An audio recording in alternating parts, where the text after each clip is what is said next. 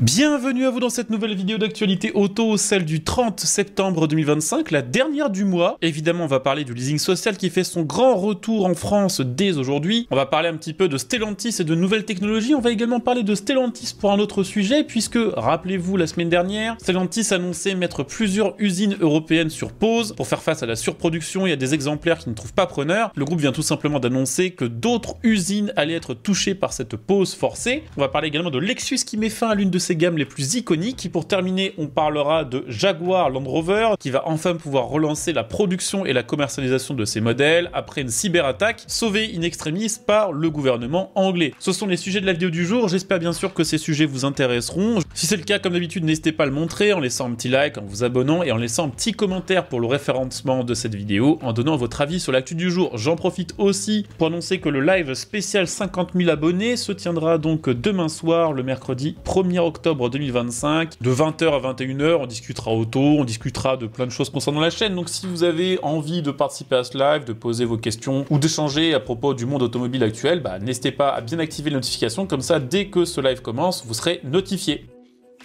Je vous le disais, on va commencer cette vidéo en parlant de Stellantis. Stellantis, ces derniers mois, ils sont devenus très forts dans deux domaines. Le premier, c'est l'organisation de rappel, et le deuxième, c'est le développement de technologies dont on n'a pas forcément besoin. Peugeot, marque du groupe Stellantis, va dans quelques semaines, durant le mois de novembre, révéler son concept Polygone, un concept qui sera destiné à annoncer la prochaine génération de Peugeot 208. Ce concept va introduire un nouveau type de volant assez inédit, assez unique en son genre, qui, d'après les premières infos que l'on a, sera bel et bien repris sur les modèles de série. Alors qu'est-ce qu'il a de spécial ce volant? Déjà, il y a sa forme, il n'est pas rond comme on a l'habitude de trouver sur la plupart des voitures, il est plutôt rectangulaire avec des bords arrondis. Alors la forme du volant, on s'en tape un peu, après tout, c'est pas la première fois qu'on n'aura pas un volant tout à fait rond dans une voiture. Ce qui est assez intéressant, c'est que ce volant va permettre à Peugeot d'appliquer sur ses modèles de série le système de direction Steer by Wire. C'est une technologie qui remplace tout simplement la liaison mécanique qu'il y a traditionnellement entre le volant et les roues par une connexion entièrement électronique. Pour faire très simple, dans une voiture classique, le volant est relié aux roues par une colonne de direction, des crémaillères et des pièces mécaniques. Avec le Steer by Wire, cette liaison disparaît et les mouvements du volant sont enregistrés par des capteurs électroniques et transmis à des moteurs électriques qui orientent les roues. Il y a des avantages à ça, ça permet par exemple d'ajuster le rapport entre le mouvement du volant et l'angle des roues en temps réel et de manière totalement automatisée pour par exemple devoir mettre moins de tours de volant quand on braque en ville. Ça permet d'adapter la réponse de la direction selon le mode de conduite que l'on choisit, sport ou confort par exemple. Ça permet de ne pas avoir de vibrations qui sont transmises normalement par les roues via l'arbre de direction. Par contre, ça a aussi probablement ses défauts. Déjà, on peut se demander si on a vraiment besoin d'avoir une telle technologie sur une Peugeot 208 qui n'est pas une voiture spécialement sportive et qui est plutôt censée être une voiture d'entrée de gamme, la moins chère possible. On peut se demander quand même si c'est pas précisément le genre de technologie qui vont faire que le prix de la voiture va encore augmenter. Et surtout, quand on voit les galères que se tape le groupe Stellantis avec la gestion, la fiabilité et la robustesse de leur système d'aide à la conduite, comme les cas de freinage fantôme sur les systèmes de freinage d'urgence électronique, on peut quand même se demander quel type de tests vont être réalisés sur une technologie de cette sorte permettant de garantir au conducteur que dans 100% des cas, le logiciel ne buggera pas et n'empêchera pas de tourner s'il le faut absolument, ou au contraire, le véhicule ne tourne sans que le conducteur ne l'ait demandé. Donc pour l'instant, ce sera sur le concept Polygone, ça devrait être repris de série sur la future 208, et si on en croit le directeur de Peugeot, Alain Favé, ce nouveau volant, c'est l'évolution du iCockpit, qui est le nom du design actuel intérieur des Peugeot de génération actuelle, sur lesquels on a un petit volant qui est en dessous de l'instrumentation et qui est d'ailleurs extrêmement peu agréable lorsqu'on est assez grand, on a vraiment le volant sur les genoux. D'après lui toujours, cette nouvelle configuration devrait progressivement s'imposer sur toute la gamme après la 208 et permettra d'apporter à Peugeot une expérience de conduite singulière propre au futur modèle de la marque. Donc à vous de me dire en commentaire ce que vous en pensez de ce concept. Est-ce que vous feriez confiance à un tel système électronique pour la direction du véhicule? Est-ce que c'est vraiment quelque chose dont on a besoin sur des modèles d'entrée de gamme? Bon, pour l'instant, on n'a pas beaucoup plus d'informations sur la 208, on devrait en avoir plus dans les prochaines semaines. Ce qu'on sait simplement, c'est qu'elle devrait être basée sur la plateforme STLA Small, qui peut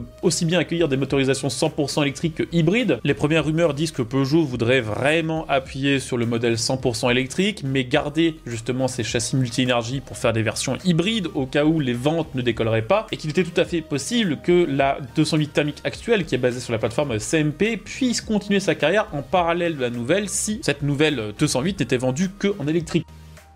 Toujours dans la famille Stellantis, le groupe vient d'annoncer qu'en plus des sites européens qui ont été annoncés la semaine dernière et qui vont subir une fermeture temporaire ou une mise en pause de certaines lignes de production, va s'ajouter à cette liste d'usines l'usine de Mulhouse en France où sont assemblés les modèles comme le Peugeot 308, Peugeot 408 ou encore la DS7. Une fois encore, les niveaux de vente ne correspondent pas aux objectifs fixés. Cette fermeture interviendra du 27 octobre au 2 novembre prochain, ce qui fait, vous l'aurez compris, que dans les prochaines semaines, pas moins de 7 usines de Stellantis seront soit à l'arrêt total, soit tourneront à des cadences réduites pour faire face à une demande qui est tout simplement bien trop faible par rapport aux capacités de production de ces différents sites.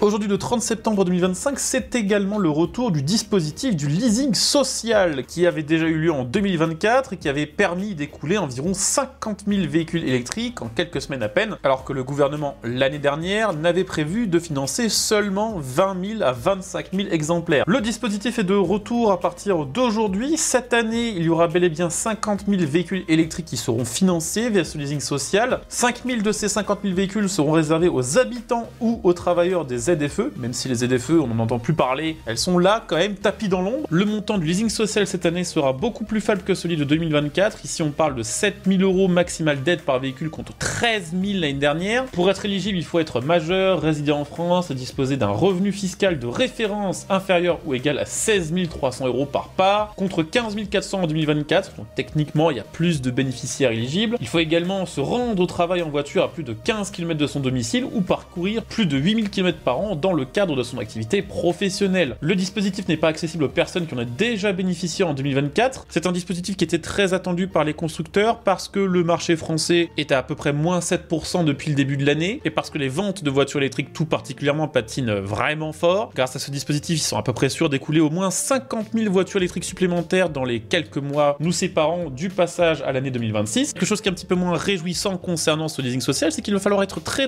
rapide pour en profiter puisque d'après les concessions et les différents constructeurs, les concessions en réalité étaient déjà dans les starting blocks depuis plusieurs mois. Il y aurait déjà des milliers de dossiers qui seraient prêts à être poussés pour profiter du leasing social et on estime qu'il faudra entre 3 et 5 jours pour que les 50 000 véhicules compris dans ce dispositif soient écoulés, ce qui veut dire clairement que si vous n'avez pas déjà préparé votre dossier, il y a de très fortes chances quand même que vous arriviez après la bataille et que vous ne puissiez pas profiter de cette aide. L'ADEME, qui est l'agence de l'environnement et de la maîtrise de l'énergie, a toutefois précisé qu'il n'y avait aucun engagement de la part du gouvernement français garantissant la reconduction annuelle de ce dispositif. Effectivement, il a eu lieu en 2024, il a lieu en 2025, les constructeurs et la France espèrent pouvoir s'en passer en 2026, parce que c'est quand même 370 millions d'euros qui partent là-dedans. À l'heure, on n'arrête pas de nous dire qu'il faut se serrer la ceinture, c'est pas forcément très bien vu. Donc le gouvernement et les constructeurs espèrent que le marché de la voiture électrique va réussir à tenir l'année prochaine sans aide, parce que rien ne garantit à l'heure actuelle que ce dispositif sera de retour en 2026. Bon, pour le prochain sujet, on va changer complètement d'ambiance et complètement de gamme, puisqu'on va parler de Lexus, qui met fin à sa série de véhicules LS qui existait depuis 1989. C'était vraiment, on va dire, la grosse berline haut de gamme de chez Lexus, qui a vraiment énormément participé ces 30 dernières années à la réputation de la marque. Alors pourquoi Lexus y met fin? Tout simplement parce qu'elle estime que le segment de la berline n'est plus très porteur, effectivement, à part quelques marques allemandes qui continuent d'écouler des berlines et des breaks, c'est un petit peu cuit du côté des autres constructeurs. Lexus n'exclut pas de refaire naître un jour la LS sur les marchés sur lesquels la berline se porte bien, notamment en Chine et au Moyen-Orient, mais en Europe et en Occident de manière un peu plus large, où les acheteurs privilégient désormais les SUV un peu plus massifs et ostentatoires, c'est la fin de ce modèle et par la même occasion la fin de l'une des dernières grandes berlines de luxe japonaises existantes. Pour terminer, on va parler de nouveau du feuilleton automobile du moment, la cyberattaque contre Jaguar Land Rover, qui on le rappelle a paralysé les activités commerciales et industrielles du groupe depuis le 1er septembre 2025. Ça fait un mois que le groupe n'a vendu et n'a produit aucune bagnole. Elle avait prévu aux dernières nouvelles de reprendre sa production le 1er octobre et c'est actuellement en train de se dérouler à peu près comme prévu. Effectivement, les lignes de production sont en train d'être redémarrées, même s'il va falloir plusieurs semaines pour un retour complet à la normale. Le gouvernement anglais vient d'accorder un prêt de 1,5 milliard de livres à Jaguar afin de soutenir sa chaîne d'approvisionnement, c'est-à-dire pour qu'elle puisse payer tout simplement ses fournisseurs et les équipementiers avec qui elle travaille, ainsi que ses salariés, le temps que la production redémarre correctement, afin d'éviter éviter des cascades de faillite. On parle bel et bien ici d'un prêt et non pas d'un cadeau. Il va falloir que JLR rembourse ses 1,5 milliard de livres sur les 5 prochaines années. Espérons qu'à l'avenir, Jaguar réussisse à sécuriser ces divers départements informatiques pour que cette histoire ne se repasse jamais.